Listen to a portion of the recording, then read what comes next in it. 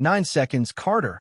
Captain Grant Mercer shouted, but the woman he had called a liability did not look at the clock. She looked at the horse.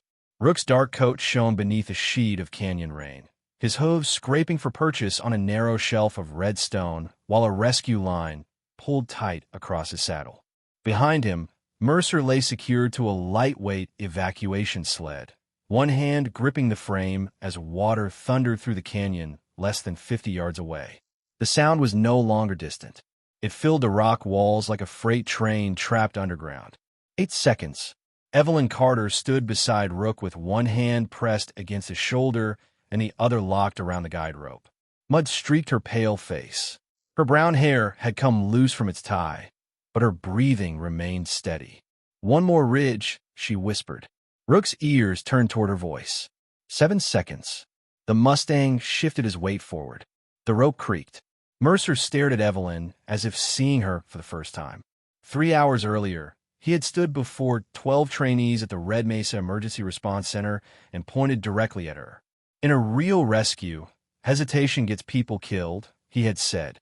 "And right now, Carter, you and that horse are a liability." The words had drawn quiet laughter from the line. Evelyn had not defended herself. She had only rested a hand against Rook's neck while the Mustang watched the distant canyon with one ear angled toward the mountains. He was not the polished kind of horse the center usually assigned to training teams.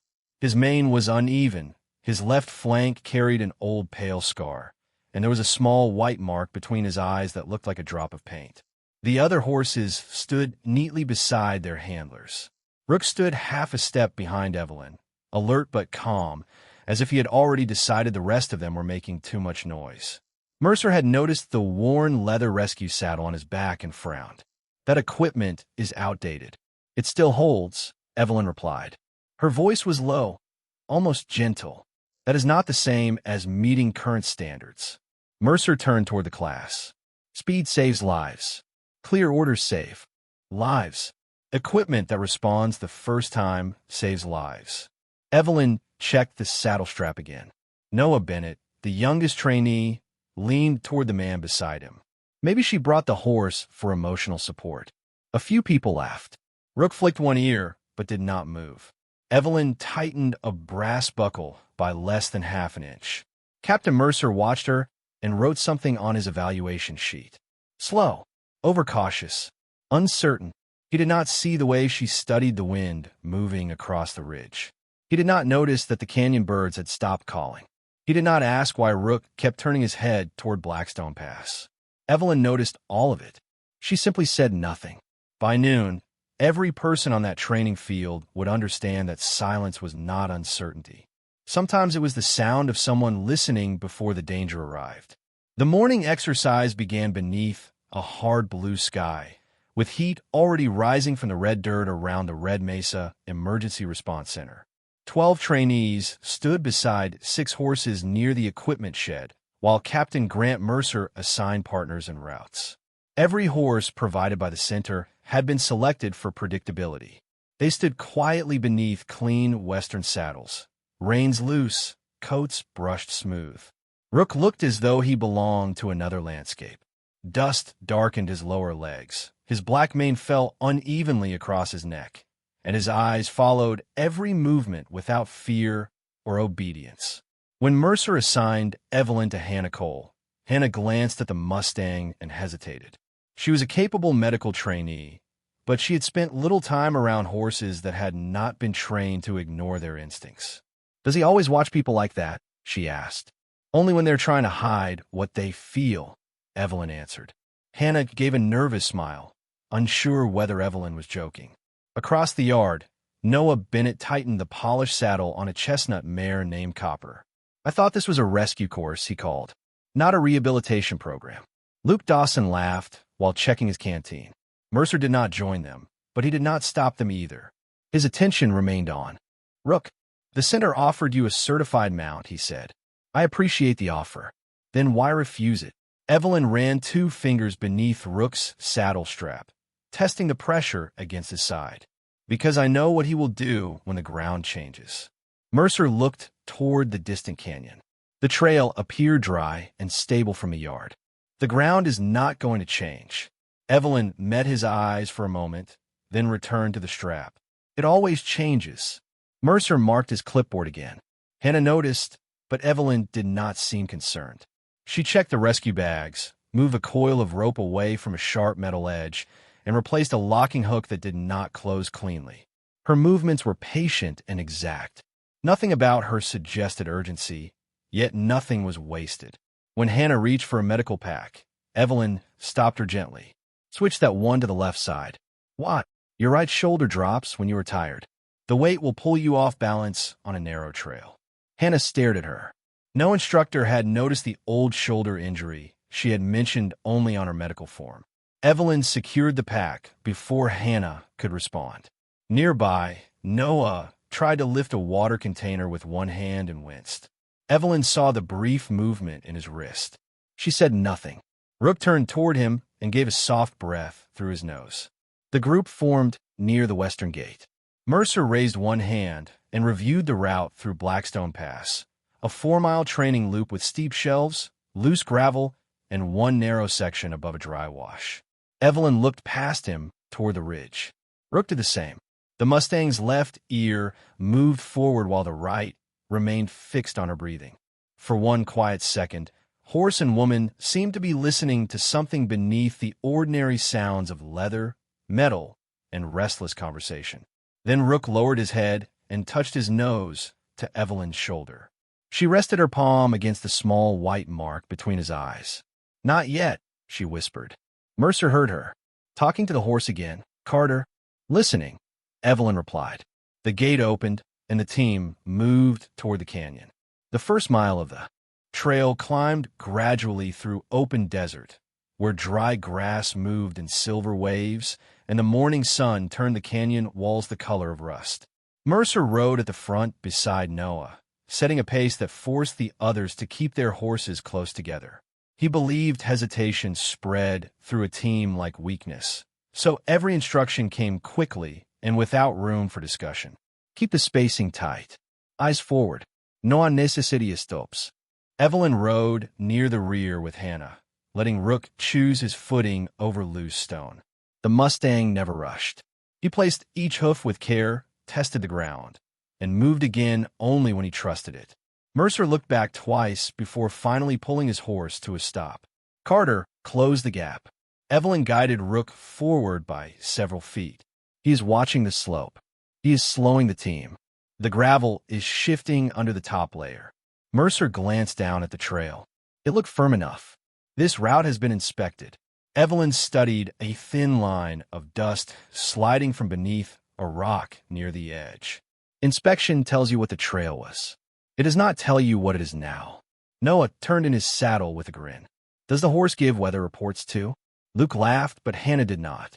She had begun noticing how often Evelyn saw a problem before anyone else did. A half-mile later, the group reached a practice station where each pair had to unload a medical pack, secure a line, and prepare a mock evacuation system. Mercer started the timer. Noah and Luke moved fast, dropping equipment onto the ground and locking their hooks into place. Evelyn dismounted, checked Rook's breathing, then examined every point where leather met metal. Hannah knelt beside her. We are already behind. Then we should not lose more time fixing a mistake later. Evelyn lifted one locking hook and pressed the gate. It closed, but not completely. A grain of sand had worked into the hinge. She cleaned it, tested it twice, and handed it back. Mercer watched from several yards away. You had a functional hook. It was almost functional. In the field, almost as often enough to keep moving. Evelyn looked at him calmly. Not when someone is hanging from it. The other trainees went quiet. Mercer stepped closer, his jaw tightening. You are here to learn my system, not challenge it. I'm learning it. Then follow it. Evelyn nodded once. She did not argue further. When the exercise resumed, Noah lifted the main rescue line and pulled hard. One of his hooks slipped open and dropped into the dirt. The sudden sound made everyone look. Mercer frowned and ordered him to reset it. Evelyn said nothing. She only moved the replacement rope on Rook's saddle farther from the sharp edge of a metal buckle. Hannah noticed the motion. You carry backups for everything? She asked. Not everything. What do you never carry a backup for? Evelyn looked toward the narrow, black opening of the canyon ahead. The wind had changed. It was cooler now, though the sun stood higher. Time, she said. Rook stopped chewing and raised his head. His ears turned toward Blackstone Pass. This time, Evelyn felt the change before she saw it. Somewhere beyond the ridge, deep beneath layers of stone, water was moving where no water should have been. The trail narrowed as the team approached Blackstone Pass, and the desert changed around them almost without warning. The open sky disappeared behind steep walls of dark red stone. Sunlight reached the canyon floor in thin bands, leaving the rest in cool shadow. Rook slowed until the other horses moved ahead of him. Mercer turned in his saddle. "Keep up, Carter." Evelyn did not answer at once. She was watching a shallow stream bed that crossed the trail. It should have been dry after 3 weeks without rain, yet the sand along its edge was darker than the ground around it. She dismounted and pressed 2 fingers into the soil. Cold moisture clung to her skin. Hannah leaned down from her horse. "Is that unusual?" "For this elevation, yes." Mercer rode back toward them. "We are not conducting a geology survey." Evelyn stood and looked toward the ridge above the canyon. A cluster of small birds lifted from the rocks all at once, turning sharply west instead of settling nearby. The wind carried a faint mineral smell, like wet concrete. Rook raised his head and drew in a long breath. "There is water moving somewhere above us," Evelyn said. Mercer looked at the clear sky. "There are no storms in the forecast. Water does not need to fall here to reach here." Noah shifted impatiently in his saddle. Maybe the mountain is giving her another report. No one laughed this time. Hannah was watching Rook. The Mustang had stopped completely. His front legs were firm, his ears pointed toward the narrow passage ahead, and a muscle moved beneath the skin of his shoulder. Evelyn walked to his head and placed her hand beneath his jaw. His pulse was faster than it had been on the open trail. "Easy," she whispered. Rook did not step forward. Mercer dismounted and approached with the lead rope in his hand. A trained rescue horse moves when told. Evelyn stepped between him and Rook. He is trained to notice danger before the rider can see it. He is refusing a basic command. He is warning us. Mercer's expression hardened. He had built his reputation on control, and nothing unsettled him more than a system he could not force into order. "Move aside." Evelyn remained still. She was not challenging him with posture or tone. She simply did not move. For a moment, the canyon held only the soft jingle of metal and the breathing of horses. Then a pebble clicked against the wall beside them. Another followed. Dust slipped from a crack 20 feet above the trail. Luke looked up. Was that there before? Evelyn studied the fracture line running through the stone. No, Mercer followed her gaze, but the falling dust stopped. The silence returned. He handed the rope back to her. "You have 30 seconds to get that horse moving." Evelyn did not pull Rook. She loosened the reins and turned him slightly so he could face the canyon mouth. The Mustang lowered his head, listening through his hooves. Hannah saw the change in Evelyn's face. Not fear, recognition. "What is he feeling?" she asked. Evelyn looked toward the narrowing walls ahead. "Pressure," she said. Deep inside Blackstone Pass, something struck stone with a low, distant sound. It was too heavy to be thunder and too steady to be an echo. Rook took 1 step backward, then another. Captain Mercer watched Rook step backward and made his decision before the sound beneath the canyon had fully faded. "That is enough," he said. His voice carried easily between the stone walls. "Carter, you are no longer leading the rear pair." Evelyn kept one hand on Rook's cheek. The Mustang's breathing had grown deeper, but he was not panicking. He was measuring something the others could not yet feel. "Captain, the pass is not stable." The pass was cleared yesterday. Then something changed since yesterday. Mercer faced the rest of the trainees. "Noah, take Hannah's position. Luke, move to the rear. We are continuing through the pass." Hannah remained beside Evelyn. "Sir, the ground is damp," and the horse reacted before the rocks moved. Mercer's eyes shifted to her. "You are here to learn emergency response, not to let an animal make operational decisions." He turned back to Evelyn. "Your caution has delayed this team at every station. You inspect equipment that has already been approved. You question routes that have already been cleared. Now you are refusing to move because your horse heard a noise. Evelyn's expression did not change, but her fingers tightened slightly against Rook's halter. He did not hear only a noise. Then tell me exactly what he heard. She looked toward the dark passage. The air coming from it was cooler now. Water under pressure. Rock shifting above an enclosed channel. Possibly a release somewhere upstream. Noah shook his head. That is a lot to get from a horse taking 2 steps backward. Mercer lifted his clipboard and spoke clearly enough for everyone to hear. In a real rescue, hesitation spreads. It slows movement, weakens confidence, and places every person at risk. He paused, looking directly at Evelyn. Right now, Carter, you are a liability. The words settled into the canyon. Luke looked away. Hannah's face tightened.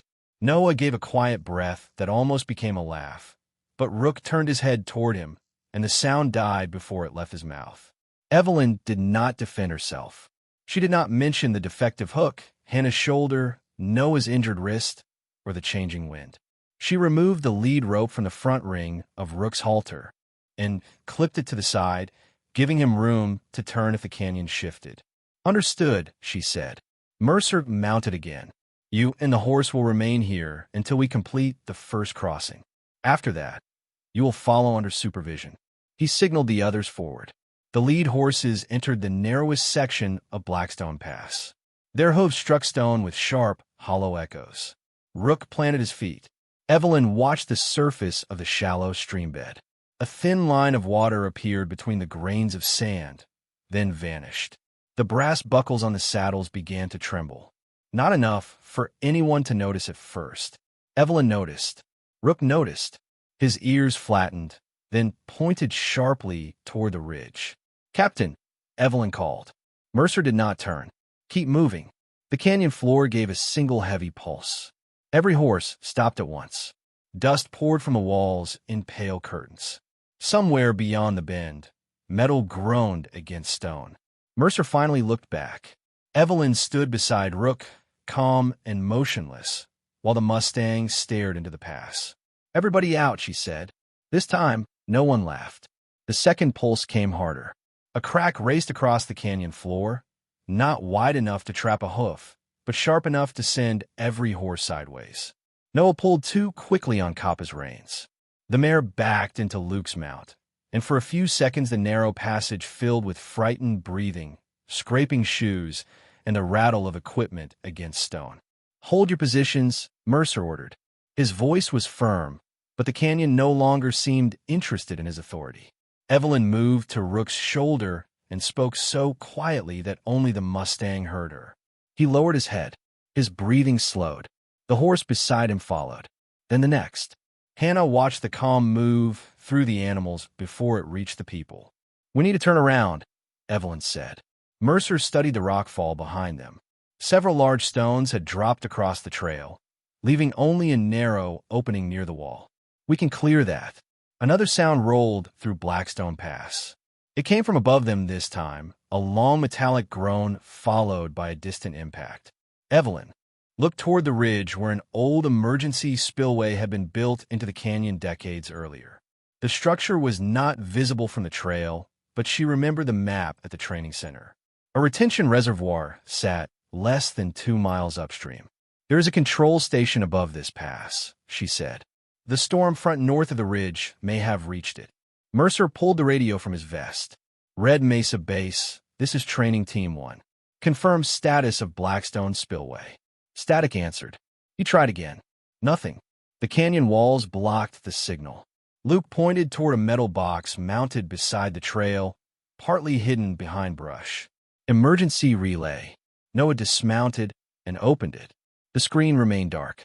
No power. Evelyn stepped beside him and pressed the manual reset. For 1 second, nothing happened. Then a red light appeared. A mechanical voice broke through the static. Warning. Auxiliary release sequence initiated.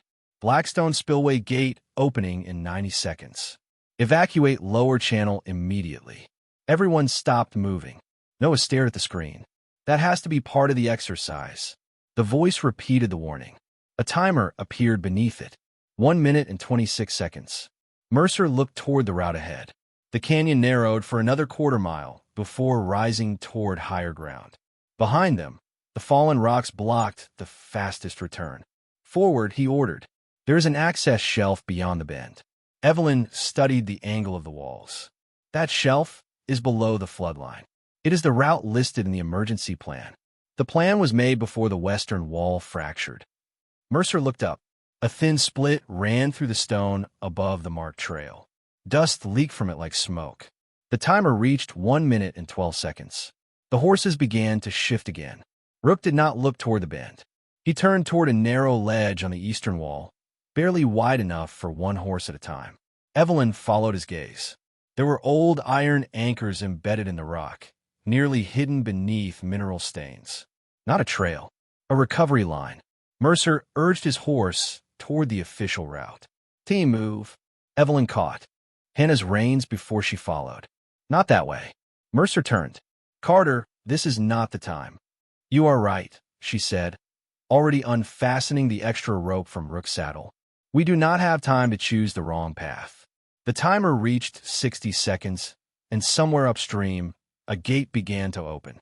The timer dropped below 60 seconds as Mercer pushed his horse toward the marked route. Follow me, he ordered. Noah moved first, then Luke, while Hannah hesitated between them and Evelyn. The official trail curved around a narrow bend where the canyon floor rose toward a stone shelf. For 10 yards, the route looked open. Then the western wall shifted. A slab of rock slid across the trail and struck the ground with a heavy crash, blocking the shelf beneath a cloud of pale dust. The horses turned sharply. Mercer pulled his reins, but his mount lost footing on the loose gravel. He stepped down to steady the animal, and the ground shifted beneath his right boot. His leg folded under him, and he dropped to one knee. Hannah reached him first. Do not move, she said, kneeling beside him. Mercer tried to stand and stopped when his weight touched the injured leg. I am fine. You are not. The timer showed 51 seconds. Noah looked back toward the blocked entrance. We cannot go forward, and we cannot get out behind us. His voice had changed. The humor was gone. Luke grabbed the radio and climbed several feet up the wall, searching for a signal. Static answered every call. Above them, the metallic groan became a deep vibration that traveled through the stone and into the soles of their boots. Rook turned toward the eastern ledge again. Evelyn had already removed the extra rope from his saddle.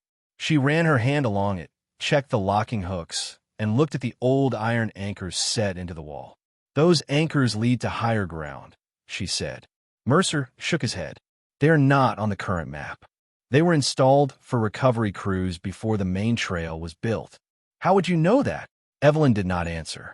The timer reached 44 seconds. Hannah examined Mercer's leg. He cannot climb without support. Luke returned from the wall. There is no signal. Noah looked toward the canyon bend, where a low rumble was growing louder. What happens when a gate opens? No one needed to explain. The narrow channel would fill first. Evelyn stepped into the center of the group. She did not raise her voice. Look at me. Noah kept staring toward the bend. Noah, look at me. Something in her tone made him turn. Luke did the same.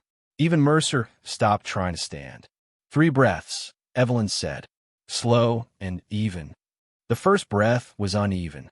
The second was quieter. By the third, the panic had loosened its hold. Evelyn pointed to Hannah. Secure his leg with the padded splint from your left pack. Hannah reached for it and found it exactly where Evelyn had placed it that morning. Luke, remove every rope from the saddles. Keep the longest line separate. Luke moved without asking why. Noah, take the clean locking hook from Rook's right side and test the first anchor. Noah looked down at his sore wrist. Evelyn noticed. Use both hands. Do not pull hard until the gate closes completely. He obeyed. Mercer watched the team respond to her with a speed his commands had failed to create. Carter, he said, his voice lower now, what is your plan? Evelyn clipped the main line to Rook's rescue saddle and turned the Mustang toward the narrow ledge. We are going up. The timer reached 35 seconds. From beyond the bend came the unmistakable sound of water striking stone. The sound of water changed everything. It was no longer a distant warning beneath the stone. It was moving through the canyon, gathering weight with every turn. Evelyn placed one hand against Rook's shoulder and pointed him toward the eastern ledge. The path was barely 3 feet wide, with a steep wall on one side and open air on the other. Rook studied it without moving. His breathing remained controlled, but the muscles along his neck tightened. "One step at a time," Evelyn said. "Find the ground." The timer showed 32 seconds. Noah reached the first iron anchor and closed the locking hook around it. His injured wrist trembled. "It is holding." "Do not trust the sound," Evelyn said. "Trust the gate." He pressed the hook again until the mechanism clicked completely shut. Luke fed the long rope through the anchor while Hannah secured the padded splint around Mercer's lower leg. The captain watched Evelyn inspect the line with the speed of someone who had performed the same sequence in darkness, rain, and places where mistakes could not be corrected. "That saddle," he said. "It is military recovery equipment." Evelyn pulled the rope tight. "It is equipment that still holds." 28 seconds. Rook placed one hoof on the ledge. Small stones rolled away beneath him. He stopped, adjusted his weight, and tested the surface again. Evelyn did not pull the reins. She waited for him to decide where the stone was strongest. The other horses had become too restless to follow, so Luke released their packs and guided them toward a shallow recess above the canyon floor. "They will not make that ledge," he said. "They do not have to," Evelyn answered. "The people go first." Noah clipped his safety line to the main rope. "Who crosses?" "Hannah." Hannah looked at Mercer. "He needs me. He needs you on the other side to receive him." Evelyn turned to Luke. "Keep tension on the line. Do not wrap it around your hand." The instructions came without hesitation. Each one gave the team something smaller than fear to focus on. Hannah stepped onto the ledge, using the rope for balance. Rook moved ahead of her, placing his hooves with quiet precision. 22 seconds. The rumble grew louder.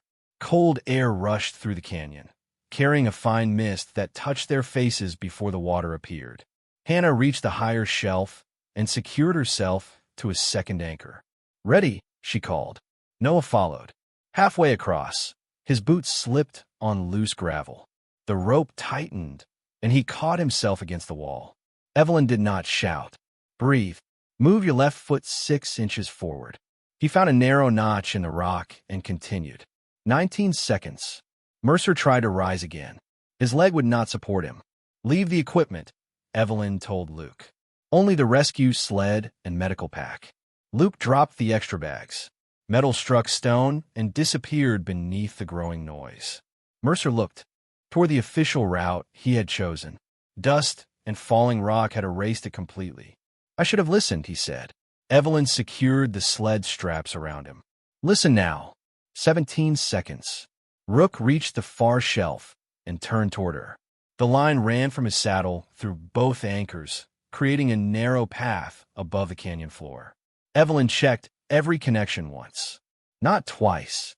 There was no longer time for twice. She looked at Luke. "You cross next." "What about you?" "I bring the captain." The emergency relay called out 15 seconds. For the first time since entering Blackstone Pass, Captain Mercer did not give an order. He looked at Evelyn and waited for hers. Luke clipped into the line and stepped onto the ledge as the emergency relay called out 14 seconds. He was the strongest member of the group, but strength did not make the narrow path wider. His shoulders pressed close to the wall. His boots searched for each foothold while the canyon shook beneath him. "Do not look down," Noah called from the far shelf.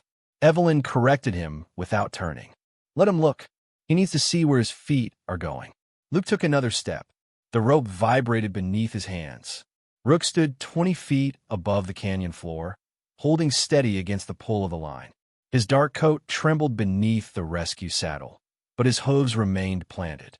13 seconds. Luke reached the second anchor, and Hannah pulled him onto the shelf. Evelyn immediately turned to Mercer. "Keep your shoulders flat. Do not reach for the wall unless I tell you."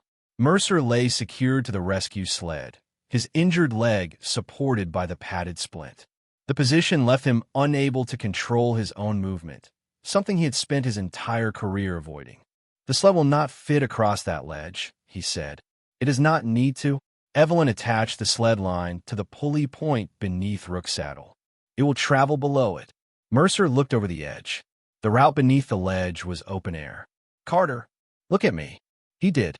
"The line holds. Rook holds. I hold. You breathe." 12 seconds. On the far shelf, Hannah understood the system before the others did. She is using the anchors to carry his weight away from the rock. Luke took the rear line. Noah moved toward the front anchor. Together, they formed a controlled pull while Evelyn guided the sled from below. "On my count," she said. 1, 2, move." Rook stepped backward. The pulley turned. Mercer rose several inches from the canyon floor and began sliding beneath the ledge. His face tightened, but he made no sound. 11 seconds. Water appeared around the distant bend. Not yet a wall, but a fast silver line spreading across the channel. The abandoned packs shifted as the first current reached them. Evelyn kept one hand on Mercer's sled and one on the guide rope. Again. 1, 2, move. Rook stepped back. Luke pulled. Hannah controlled the medical line. Noah watched the first anchor. 10 seconds. A sharp metallic sound cut through the canyon. The old anchor nearest, Noah moved half an inch away from the rock. "Evelyn," he called. "The anchor is shifting." She looked once and understood. Mineral corrosion had weakened the lower bolt. The system would hold for seconds, not minutes.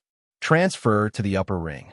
Noah reached for it, but his injured wrist failed under the angle. The locking hook slipped from his hand and struck the ledge. Mercer was halfway across. 9 seconds. The water rounded the bend with enough force to carry branches, loose boards, and decades of desert debris. Hannah started toward Noah. Evelyn stopped her. "Stay on Mercer." She removed the short backup line from her belt, the same line Mercer had considered unnecessary weight that morning. "Noah, catch." He caught it with both hands. Clip the upper ring. His breathing became fast again. "I cannot close the gate." "Yes, you can. Use your left palm. Press until you hear it."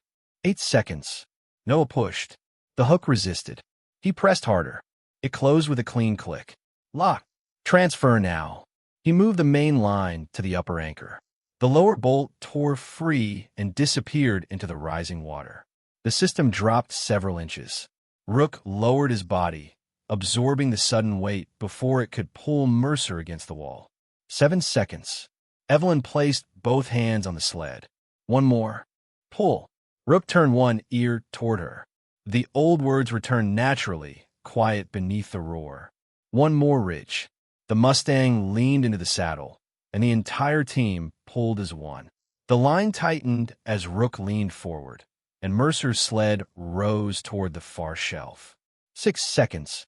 Hannah and Luke pulled together while Noah held the upper anchor steady with both hands. The rescue system moved only a few inches, but those inches brought Mercer close enough for Hannah to reach the front strap. "I have him," she called. Evelyn kept one hand beneath the sled until Mercer's shoulders cleared the ledge. "Pull on 3. 1, 2, 3. Rook stepped back. Luke braced his boots. Hannah drew the sled onto solid ground. 5 seconds. Mercer was safe, but Evelyn was still below the shelf. Noah turned to help her and placed his right foot on a narrow strip of stone near the anchor. The rock broke beneath his boot. He dropped away from the ledge, caught by the safety line around his waist.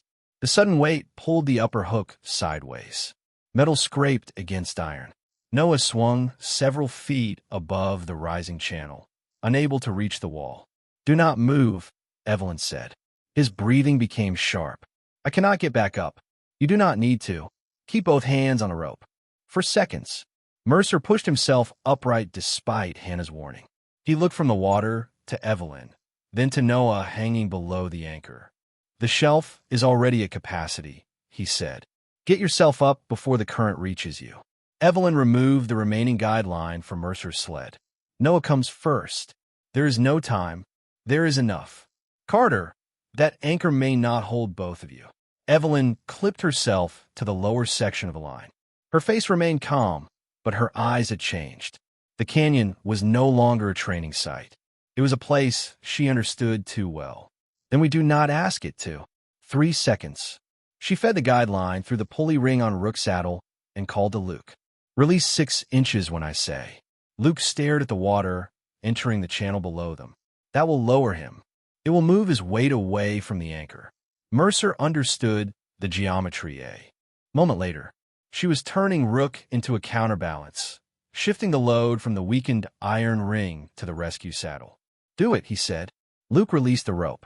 Noah dropped several inches, then stopped as Rook stepped sideways and took the weight. The Mustang's hooves slid across the whetstone. Evelyn placed her palm against his shoulder. Hold! Rook lowered his body and became still. 2 seconds. Evelyn moved beneath Noah and looped the guide line around his harness. When Rook pulls, walk your feet against the wall. There is no wall under me. It curves inward 2 feet below your left boot. Find it. Noah lowered his foot. For one terrible moment, there was nothing.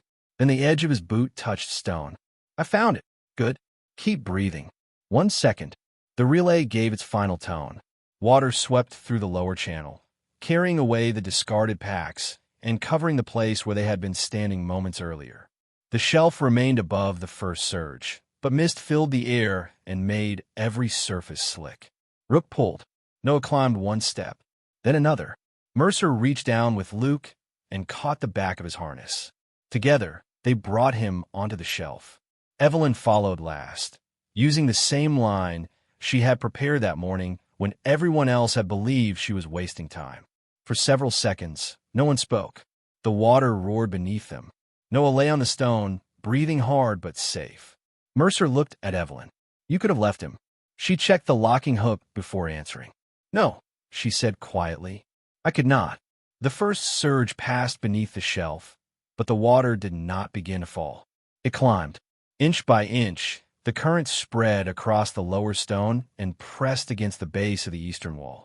Hannah checked Mercer's splint while Luke studied the narrow ledge above them.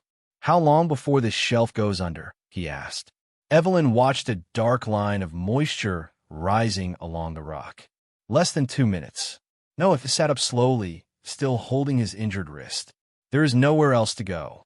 Rook turned his head toward a sloping ridge 10 feet higher. The route was broken by a gap nearly 4 feet wide, too far for an injured man to cross without support.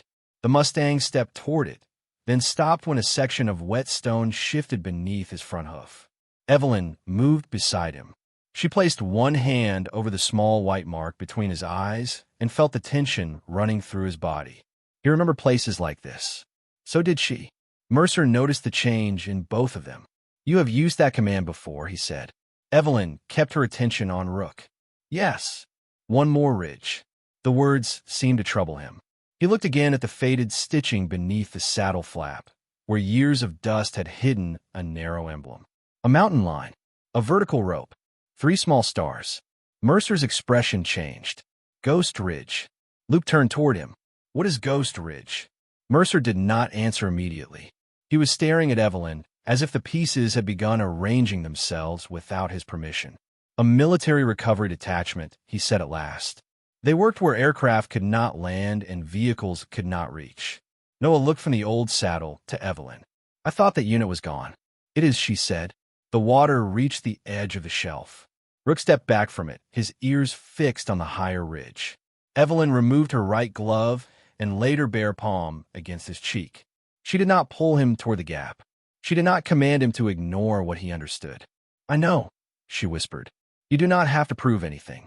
The Mustang breathed against her wrist. For a moment, he remained perfectly still while the canyon roared below them. Then he touched his nose to her shoulder. Evelyn closed her eyes for half a second. One more ridge. Rook turned toward the gap. Luke secured the longest rope to the rear ring of the rescue saddle. Hannah attached the other end to Mercer's sled. Noah moved to the upper anchor and tested the gate with his left hand. This time, he waited for the full click. Rook placed one hoof on the rising stone, shifted his weight, and stepped across the gap. His hind hoof slipped at the edge, but he lowered his body and found the opposite shelf. The rope tightened. Mercer watched him hold. He has done this before. Evelyn crossed. Behind Rook, guiding the line. Too many times. One by one, the team moved to higher ground. Hannah went first, then Noah, then Luke. Mercer crossed on the sled, while Rook carried the load and Evelyn controlled every inch of rope. When the captain reached the upper ridge, the shelf below disappeared beneath the current. Evelyn climbed last. Mercer looked at the emblem beneath Rook's saddle again. His voice was quiet now. How many came back from Ghost Ridge? Evelyn rested her forehead briefly against the Mustang's neck. Two, she said. You are looking at both of us. For several seconds, no one spoke.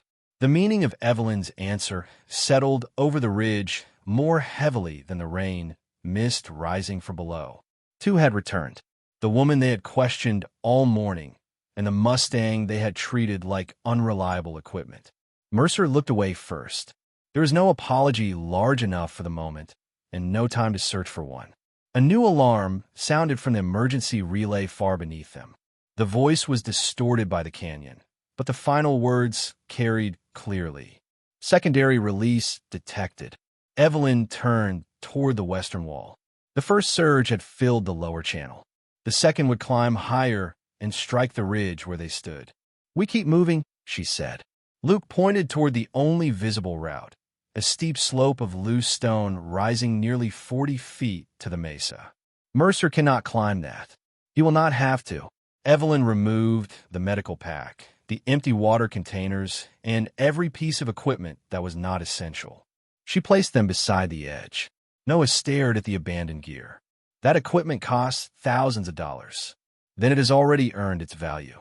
She secured Mercer's sled to Rook's saddle and ran the line through 2 stone columns near the top of the slope. The system was simple, but the angle was severe. Rook would have to pull Mercer upward while the others kept the sled from turning sideways. Hannah checked the captain's straps. Luke took the guide rope. Noah positioned himself behind the sled, protecting his injured wrist against his chest. Mercer looked at Evelyn. The horse is exhausted. Yes, and you are asking him for another climb. No, she said. I'm asking if he'd trust me enough to try. Evelyn walked to Rook's head. Water thundered against the ridge below, sending cold spray across his face. The Mustang's sides moved rapidly. His legs trembled from the weight he had already carried. Evelyn rested both hands against his cheeks and waited until his eyes found hers. We can stop, she whispered. But they cannot. Rook breathed out slowly. Then he stepped toward the slope. Mercer closed his eyes for a moment. I called the wrong member of this team unreliable. Evelyn did not answer. She clipped the final line and looked at the others. No sale impulse. Matches pace. When he stops, everyone stops. Rook leaned into the saddle. The sled moved. Gravel slid beneath his hooves, but he shortened his steps and found firmer ground near the wall. Luke controlled the rear line. Hannah kept Mercer's injured leg steady. Noah pushed only when Evelyn told him. 10 feet. 20. The ridge shook as the second surge entered the canyon. Water reached the shelf they had left only moments earlier. Rook stopped halfway up. His breathing became rough. Evelyn moved beside him, her hand against his shoulder. You do not owe me another step, she said. The Mustang turned one ear toward her. Below them, the current climbed over the lower rocks. Mercer looked at the rising water and then at Rook. Leave me. Take the others up. Evelyn tightened the guide rope. That is not how this team moves. She removed the last heavy equipment bag from the sled and let it slide away. Rook shifted forward. One step, then another. The others moved with him, no longer waiting for rank, only rhythm.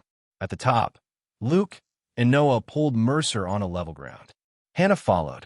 Evelyn climbed beside Rook as the second surge covered the slope below them. When they reached the mesa, the Mustang stood in the wind, exhausted but steady.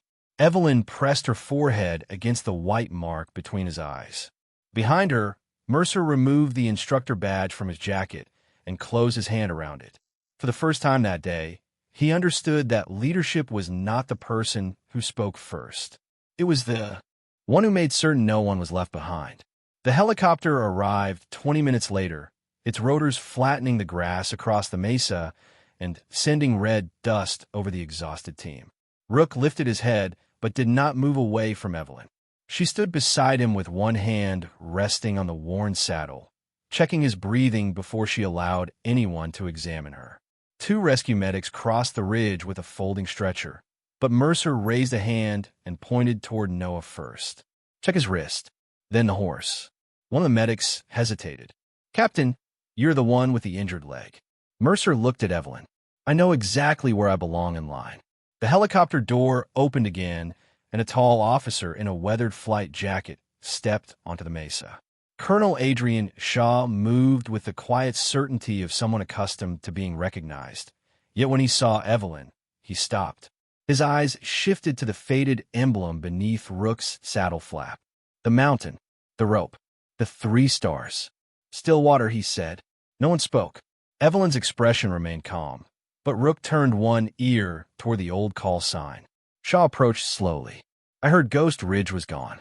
"It is," Evelyn replied. He looked at the team, then at the flood still moving through Blackstone Pass below. The report said 7 members were lost during the final extraction. Evelyn rested her hand against Rook's neck. The report was accurate. Shaw lowered his voice. It also said 2 made it out. Mercer looked at the Mustang. Shaw followed his gaze and nodded once. "Carter and Rook. Last team off the ridge.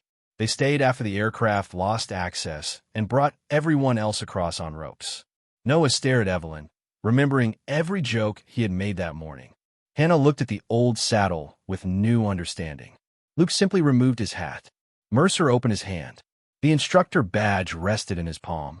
"I made a judgment before I understood what I was seeing," he said. "I mistook care for fear. I mistook patience for weakness. And I nearly led this team into the wrong canyon." Evelyn did not reach for the badge. "Keep it." Mercer looked surprised. "Why?" "Because the next group still needs an instructor." He closed his fingers around it. "Then they will be taught differently." The medics prepared Mercer for transport, while Shaw offered Evelyn a place on the helicopter. She declined and walked Rook toward the long trail back to Red Mesa. Before she left, Mercer called her name. "Carter, who should lead the return?" Evelyn looked at Rook. The Mustang studied the open ground, tested the wind, and took the first step. The others followed without laughter. By sunset, Mercer's evaluation sheet had been rewritten. Slow became deliberate. Overcautious became prepared. Uncertain became observant. At the bottom, beneath her name, he added one final line. She did not delay the team. She gave them time. And from that day forward, no one at Red Mesa measured leadership by the volume of a command. They measured it by who was still standing when the noise was over.